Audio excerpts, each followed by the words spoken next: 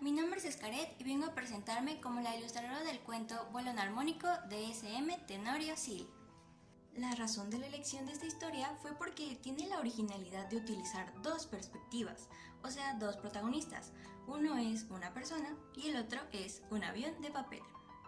En cuanto a la historia, esta se desarrolla en una sala de conciertos y trata del vuelo que tiene este avión de papel a lo largo del escenario y de la falta de atención que le pone el público, a excepción del protagonista y un niño. Del público meta se tiene que sean niños mayores de 10 años y el porqué de esta elección es en parte a la temática que tiene el cuento.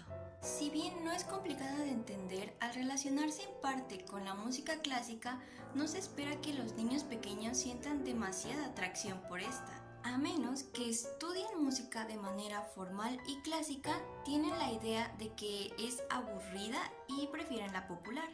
Recalcando que los niños mayores de 10 años ya pueden leer y entender oraciones complejas, que no abundan en el cuento. Y además, no se les dificultará relacionar las dos perspectivas que se manejan.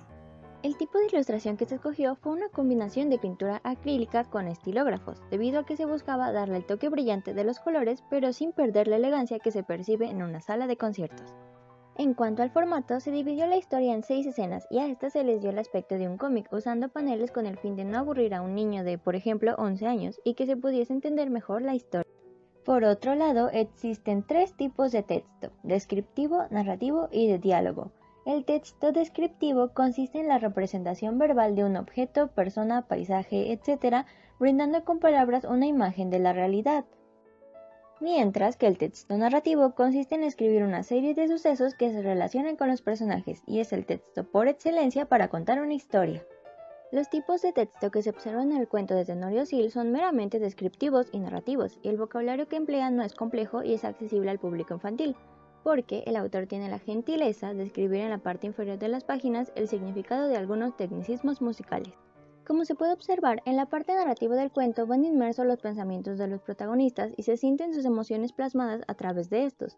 Y para que sea más claro, la parte descriptiva es ideal porque nos permite conocer lo que están viendo estos personajes, permitiendo plasmarlo en imágenes como se verá a continuación. Una aclaración es que en esta historia no hay diálogos, que son las palabras textuales de los personajes en una conversación. Sin embargo, se adaptó el texto narrativo a diálogo para el efecto cómic. Entrando al tema de la tipografía, se usó en el título una letra que no fuese complicada de entender y tiene matices naranjas, porque este color se relaciona con la alegría y la juventud, que son características del público meta. Respecto a las escenas, se emplearon las leyes de comunicación visual. En cuanto a la primera, se puede ver que en la parte superior está volando el avión de papel y en la parte inferior está el protagonista contemplando con aburrimiento la orquesta, y es precisamente ahí donde se emplea la ley de complejidad, la cual se refiere a imágenes que visualmente son complicadas, pero cuando se unen pueden tener otro significado conjunto. Aplicado a la escena, se tiene a todos los instrumentos y personas que están en el escenario, que por sí solas no son más que músicos, sin embargo, al estar juntos ya son una orquesta. He de aclarar que esta ley tiene su contraria, que sería la de simplicidad, donde se utiliza un solo elemento con muchos detalles y es importante que sea de gran tamaño y que el fondo tenga poco relevancia, por lo que este se podría difuminar. Un dato curioso de la escena 1 es que se menciona que la pieza que se toca es el concierto para piano de Johannes Brahms, una pieza que alberga sentimientos de tristeza, ya que cuando Brahms la compuso estaba pasando por el peor momento de su vida, al ver cómo su maestro Robert Schumann perdía el juicio y finalmente moría. En honor a esta historia, la mayoría de las notas que se ven en las escenas son de un color azul oscuro, un color frío, que contrasta con los tonos cálidos del escenario. Continuaré con la escena 2, donde se observa que el avión se eleva por las corrientes de aire de los instrumentos y el protagonista preguntándose por qué nadie más se da cuenta de esto. La ley que se utilizó es la de asimetría, que consiste en variar elementos o sus posiciones de manera que los pesos se equilibren, teniendo que los ejes X y Y no coinciden con los objetos. Aquí se emplea en la posición que tienen los instrumentos, ya que tienen inclinaciones diferentes a las habituales cuando son tocados, es decir, están más chuecos. Y también se sobrecargó de detalles y objetos del lado derecho de la escena. La ley opuesta es la de simetría y la explicaré en la escena 5. Prosiguiendo está la escena 3, que es a punto de iniciar el clímax, donde el avión de papel se dirige al interior del piano, y la ley que se utilizó fue secuencialidad, que funciona cuando hay mínimo 3 escenas o imágenes que siguen algún patrón lógico sin cambios abruptos.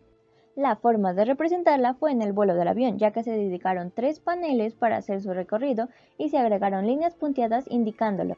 En cuanto a su opuesta es la aleatoriedad, que se explicará en la escena 6.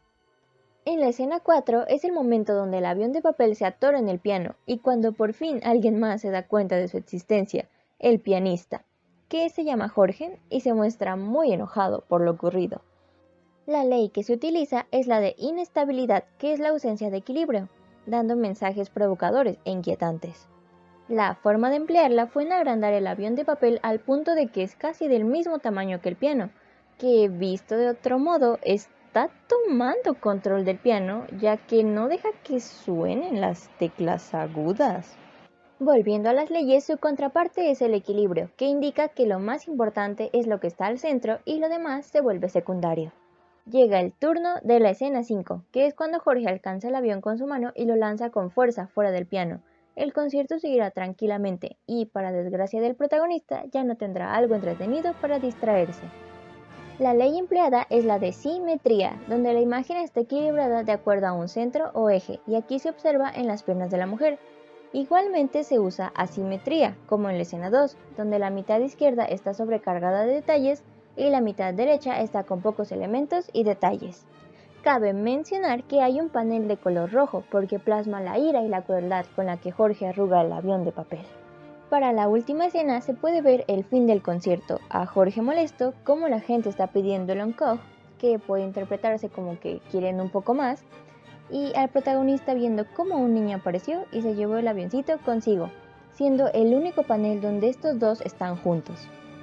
Las leyes empleadas son las de aleatoriedad y simetría.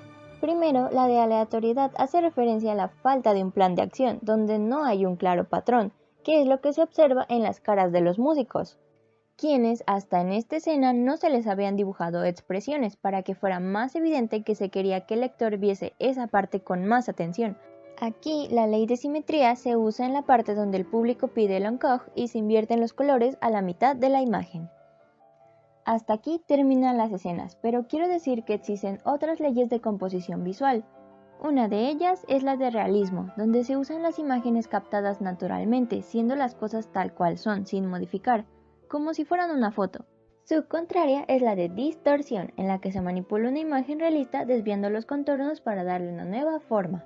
En las últimas leyes tenemos a la de unidad, que se manifiesta en una imagen donde se ve un elemento en su totalidad, y su opuesta es la de fragmentación. Aquí se rompe un objeto para conferirle carácter individual a las piezas. Para terminar, solo quiero decir que mi propósito personal para ilustrar esta historia es darles a los niños un acercamiento a la música clásica Y que con ayuda de las leyes de comunicación visual esto sea posible.